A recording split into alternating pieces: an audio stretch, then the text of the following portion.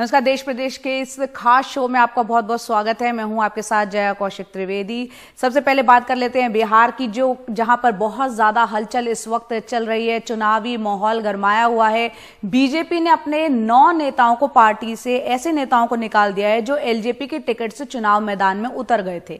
इनमें राजेंद्र सिंह और रामेश्वर चौरसिया के अलावा उषा विद्यार्थी, रविंद्र यादव, श्वेता सिंह, इंदु कश्यप, अनिल कुमार, मृणाल शेखर और अजय प्रताप के नाम शामिल हैं। इन नेताओं को बीजेपी ने 6 साल के लिए निकाल दिया है। इससे पहले बीजेपी नेता और उप मुख्यमंत्री सुशील मोदी ने भी ये साफ कर दिया है कि एनडीए में सिर्फ 4 पार्टियां हैं। बिहार एनडीए में बीजेपी, जेडीयू, हम और वीआईपी यानी चिराग पासवान की एलजेपी को संदेश देने की ये कोशिश हो रही है कि वो किसी भी तरह का भ्रम पैदा ना करें। विचारधारा मेरे शरीर के हर कण कण में है और वह विचारधारा मैं कैसे छोड़ सकता हूं। वैसे बीजेपी भले ही बार बार ये बोल रही है कि उसका एलजेपी से कोई नाता नहीं है, लेकिन बीजेपी के कई नेता एलजेपी के टिकट पर चुनाव मैदान में हैं। जाहिर है सीटों के बंटवारे में जो सीटें जेडीयू के खाते में चली गई, वहां एलजेपी के टिकट पर खड़े बीजेपी उम्मीदवार जेडीयू से टकराएंगे। बिहार बीजेपी के प्रदेश उपाध्यक्ष रहे राजेंद्र सिंह इस बार एलजेपी के टिकट पर दिनारा विधानसभा सीट से किस्मत आजमा रहे हैं और इसी तरह सासाराम सीट से एलजेपी के टिकट पर चुनाव लड़ रहे रामेश्वर चौरसिया भी बीजेपी छोड़कर आए हैं। वो बीजेपी को लेकर नर्म है और नीतीश कुमार पर हमलावर बने हुए हैं। एनडीटीवी के मैनेजिंग एडिटर श्रीनिवासन जैन ने दोनों नेताओं से बात की। रंजन जी, बहुत बहुत धन्यवाद, आप हमारे साथ बात कर रहे हैं। तो अब आप थे भाजपा में और आप आ गए हैं लोजपा में, तो इसकी क्या वजह है? मतलब यही है कि भाजपा से आपको टिकट नहीं मिला तो आप लोजपा में आ गए हैं? मैंने जो है काम किया और जो है चुनाव यहाँ की जनता और कार्यकर्ताओं के दबाव में मैं लड़ रहा हूँ और उनका कहना था कि आपको चुनाव लड़ना है और चाहे जैसे लड़ना है, उनकी इच्छा के अनुरूप में चुनाव लड़ रहा हूँ। तो इसीलिए आपने भाजपा छोड़ दिया? और हमने जो है आपने छोड़ तो दिया ना भाजपा? जनता के सहयोग से, कार्यकर्ताओं के उम्मीदों के कारण मैं चुनाव लड़ रहा हूँ। नहीं, लेकिन आप भाजपा से निकल गए ना, ये बात। हम भारतीय जनता पार्टी तो मेरे रग रग में है। हाँ। भारतीय जनता पार्टी की विचारधारा मेरे शरीर के हर कण कण में है और वह विचारधारा मैं कैसे छोड़ सकता हूँ। लेकिन आपने तो पार्टी छोड़ दी है।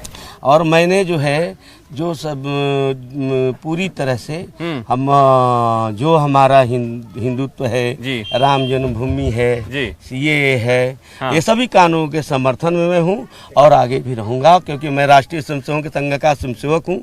एक बार जो स्वयंसेवक हो जाता है वो जीवन पर्यंत रहता है। रामेश्वर जी, बहुत धन्यवाद, आप एनडीटीवी के साथ बात कर रहे हैं। आपको अभी भी खुद लग रहा होगा कि आप भाजपा छोड़ दिए हैं, तो क्या ये बात आपको देखिए हो गई है? आप छोड़ दिए भाजपा, ये कंफर्म है? मैंने भाजपा छोड़ दिया, ये सच नहीं है। अच्छा। भाजपा के कुछ नेताओं ने, बिहार में एक है, उनके 2 सहयोगी हैं, ये लोग अब भाजपा ही नहीं रह गए। ये नीतीश कुमार के, जैसे गांधी जी के 3 थे ना, वो नीतीश कुमार के 3 हैं और इन लोगों की करामात से भाजपा कार्यकर्ता में बड़ी नाराजगी है। ये सीट जो आप बता रहे हैं सासाराम नोखा परंपरागत सीट है। जब नीतीश कुमार जी 142 सीट लड़ते थे तब भी हम भाजपा के लोग सासाराम और नोखा लड़ते थे और हम ये पूछना चाह रहे हैं कि क्या कारण है। नीतीश जी की इमेज ऐसे ही डाउन है। हाँ, डाउन मतलब आकाश से जमीन पर आ गया है। आप गाँव में घूम के देख ले, कोई वोट देना नहीं चाहता। आप भाजपा के साथ हैं, तो किसकी सरकार? तो आप कह रहे हैं कि क्या भाजपा लोजपा की सरकार बनेगी? एक बात बताऊं, और उसका मुख्यमंत्री कौन बनेगा? एक बात आपको बताऊं, आप देख लीजिएगा रिजल्ट आने के बाद नीतीश कुमार या तो सिंगल फिगर में रहेंगे, तो 20 नहीं क्रॉस करेंगे। सुन लीजिए। अब लोजपा सबसे बड़ी पार्टी बन सकती है, इसमें कोई आश्चर्य आपको नहीं होना चाहिए। आप हवा का रूप देख लीजिए। मुख्यमंत्री कौन बनेगा? लोजपा भाजपा की सरकार बनेगी। तो बिहार की राजनीति काफी रोचक हो चुकी है। वहीं बिहार के उप मुख्यमंत्री और बीजेपी नेता सुशील मोदी ने नए सिरे से ये साफ कर दिया है कि एलजेपी किसी भी हाल में एनडीए का हिस्सा नहीं है। उन्होंने कहा कि बिहार में नीतीश कुमार ही उन सबके नेता हैं।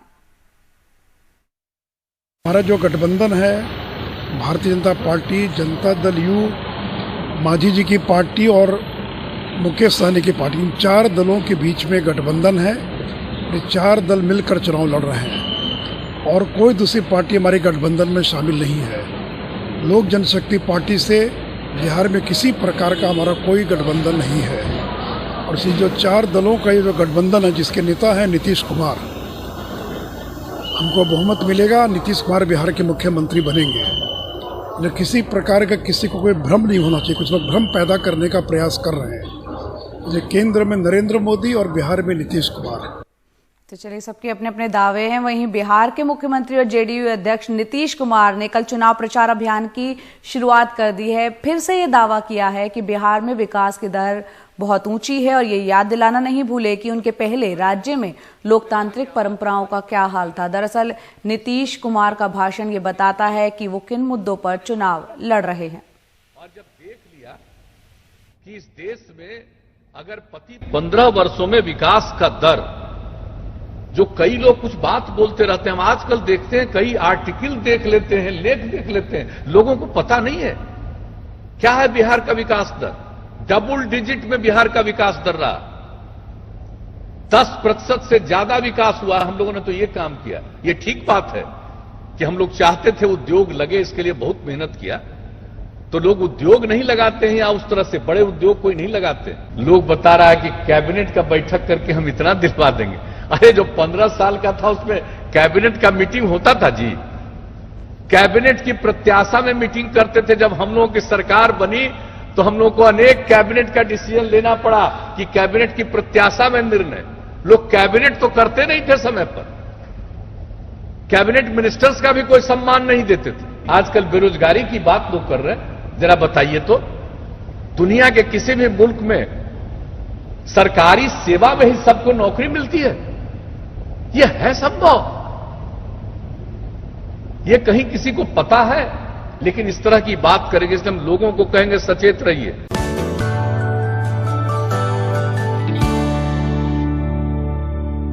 तो बिहार के दंगल में बात करते हैं कि इस बार बिहार चुनाव में बदली हुई वफादारियां हैं। कल तक नीतीश के विरोध में खड़े जीतन राम मांझी अब काफी खुश हैं क्योंकि उनको 7 सीटें मिल गई हैं। हालांकि उन पर परिवारवाद का आरोप लग रहा है। उन पर अपने दामाद और समधन को भी जिताने की जिम्मेदारी है। इस सियासी लड़ाई पर नजर है हमारे सहयोगी रविश रंजन शुक्ला की। हिंदुस्तानी आवाम मोर्चा यानी हम पार्टी के सुप्रीमो जीतन राम मांझी की तबीयत खराब होने से इमामगंज चुनाव प्रचार करने का कार्यक्रम रद्द हो गया है। हम पार्टी को जेडीयू ने अपने खाते से 7 सीटें दी हैं, लेकिन 77 साल के बुजुर्ग जीतन राम मांझी पर अपनी सीट के अलावा समधिन ज्योति मांझी और दामाद देवेंद्र मांझी की चुनावी नैया पार कराने की भी जिम्मेदारी है। लेकिन परिवारवाद पर सवाल पूछते ही वो नाराज हो जाते हैं। ये सब आप लोगों के दिमाग का एक उपज है। हमारे लिए तो 7 सीट प्रमुख है और 7 सीट को जीतने का प्रयास करेंगे। जीतन राम मांझी भी राजनीति के पुराने खिलाड़ी हैं, लिहाजा महादलित कार्ड उनके हाथ में है। प्राइवेट नौकरी में भी दलितों को आरक्षण देने का वादा कर रहे हैं, चाहे नीतीश कुमार इसके लिए राजी हों या न हों। पर विपक्षी परिवारवाद के बहाने जीतन राम मांझी को इलाके में घेरने में जुटे हैं। जीतन राम सुना के बहनी सबके मांगे भोटावा, बेटवा को मांगे भोटवा के बहनी, दमदू को मांगे भोटावा, अरे समधिनियों को मांगे भोटवा के बहनी, और अपन मांगे भोटावा। जीतन राम मांझी के खिलाफ इमामगंज में आरजेडी के सबसे बड़े दलित नेता और इस इलाके से 4 बार के विधायक रह चुके पूर्व स्पीकर उदय नारायण चौधरी हैं। 2015 में उनको जीतन राम मांझी के हाथों करारी हार झेलनी पड़ी थी। जहां तक सवाल है अनुबंध पर नौकरी में आरक्षण, तो इसके पहले इन्होंने क्यों नहीं लागू किया? सुशासन बाबू ने 15 साल रहे तो 15 साल में इन्होंने क्यों नहीं निजी क्षेत्रों में भी लागू किया आरक्षण? बिहार में गरीबी है, बेरोजगारी है, लेकिन जमीन पर विकास नहीं बल्कि चुनाव में जाति एक बड़ा फैक्टर है। लेकिन इमामगंज के जमीनी हालात जानने के लिए हम चलते हैं कोयरी बिगहा गांव। लॉकडाउन में बेरोजगार होकर युवा बड़ी तादाद में गांव लौटे हैं। राज्य और केंद्र सरकार की तरफ से इनको कोई मदद भी नहीं मिली है, लेकिन फिर भी जातीय आधार पर मतदाता बटा है। हम मांझी के पक्ष में। और आप? हम तो चौधरी का थे, मैं 83,000 के नेतृत्व में पूरा बिहार में चुनाव लड़ रहा है, इसलिए 83,000 का वोट दे दें। सरकार तो कह रही थी जो भी श्रमिक लौट रहे हैं हम उनको रोजगार देने की। यहाँ तो कोई आया ही नहीं है, तो सरकार को कुछ किसी चीज़ का कोई स्कीम ही नहीं निकला है, तो क्या पता चलेगा क्या रोजगार है नहीं है। किसी ने आया कोई फॉर्म नहीं निकला तो क्या पता चलेगा। तो ये काम कैसा है सरकार का? शराबबंदी अच्छा है। पहले गांव में लोग दंगा बवाल करते थे पी के, गांव में रोड पर पहले बहुत होता था, अब तो कम गया है, बहुत कम गया है। अभी कुछ नहीं मिल ही नहीं रहा था, क्या करेंगे, बैठा ले घर। पानी कैसे चल रहा है? ऐसे बस खेती से चल रहा हो, कहाँ चलेगा, कोई सरकार थोड़ी दे रहा सर। 3 लाख मतदाताओं वाले इमामगंज विधानसभा में दोनों ही दिग्गज उम्मीदवार महादलित वर्ग से ताल्लुक रखते हैं। ऐसे में दूसरी जातियों के वोटों की सेंधमारी पर इनके सियासी किस्मत का फैसला होगा। गया के इमामगंज से ज्ञानेंदु चैतन्य के साथ रवीश रंजन शुक्ला, एनडीटीवी इंडिया।